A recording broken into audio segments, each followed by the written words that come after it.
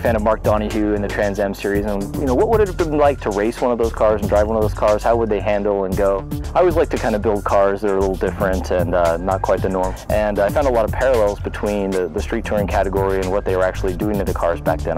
Camber in the front, it's got some stuff to control the axle in the back, it's got some engine bolt-ons, some race seats, but other than that, it's actually fairly stock. It's been, down to the bare frame, it's been media blasted, it's been, the seam sealer redone, reprimed, completely from the ground up. Pretty much every nut and bolt on it is new or, refinished in some way. It's basically a stock replication of the 302 cubic inch engine that they used in the original 67 Trans Am. It's a small journal, same block that was used in the 327 and the 350 with the crank from a 283, 4-inch bore, 3-inch stroke, so it's built to rev. It's got a Cobra, racing seat in it that holds me in real well, a classic Hurst shifter, Momo steering wheel, and a little Motec digital dash unit that kind of displays all the different things you'd want to know about what's going on with the engine.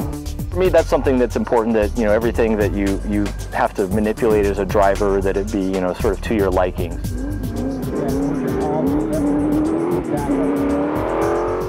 Typical teething type issues. I think just today, it's started to show some of its potential.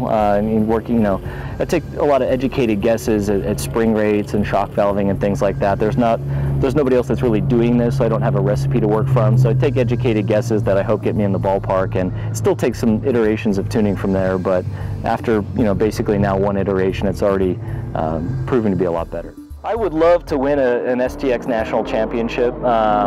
Having done a few sort of oddball cars in the past, I tended to be a little bit closer, in the very early stages than I am with this. So, the chances of it happening with this car, probably not too great, but it's still very early on. And, those cars like my 240SX and the Viper innately, they're pretty good cars. Whereas this is not a very good handling car innately, so maybe it just speaks to the amount of development that has to go. But trophying within the next year or two in STX would be pretty satisfactory.